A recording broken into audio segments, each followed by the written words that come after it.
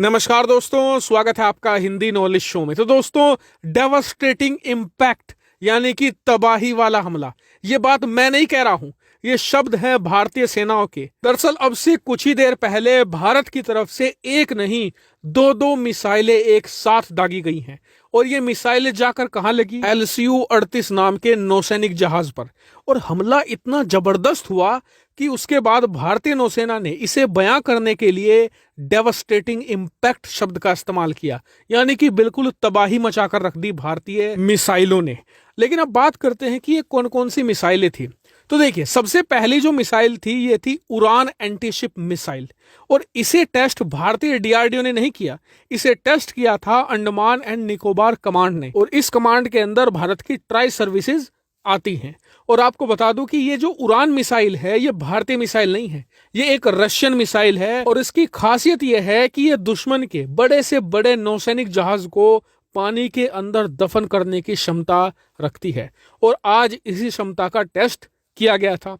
लेकिन इसी के साथ भारत ने ब्रह्मोस एंटीशिप मिसाइल का भी यहां पर टेस्ट किया है। और इस टेस्ट का मकसद ये था कि जो दुश्मन की नौसेनाएं हैं, जो हिंद महासागर पर बुरी निगाह रखती हैं, उनके खिलाफ भारतीय नौसेना की तैयारियों को परखना और युद्ध के समय भारत किस तरीके से दुश्मन नौसेना को तबाह करेगा उसका भी टेस्ट करना। और इस टेस्ट को भारतीय नौसेना ने बहुत ही गंभीरता से लिया। वो ऐसे कि पहले जो टेस्ट होते थे ना, बस ऐसे ही मिसाइलें फायर कर दी जाती थी। लेकिन इस बार समुद्र के अंदर एक एक्चुअल नौसैनिक शिप थी। दरअसल भारतीय नौसेना की एक रिटायर हो चुकी LCU-38 नाम की शिप थी, इसे रखा गया। इन मिसाइलों का टारगेट था इस नौसैनिक शिप को तबाह करना। अब आप कहेंगे कि असल की नौसैनिक शिप को तबाह करने की क्या जरूरत थी?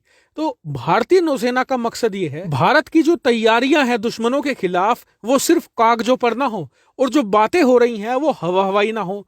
जो असल ग्राउंड रियलिटी है उसका हमें पता चले कि हमारी यहाँ पर लिमिटेशन क्या है और हम हिंद महासागर के अंदर कहां तक वार कर सकते हैं और कितनी सटीकता से कर सकते हैं।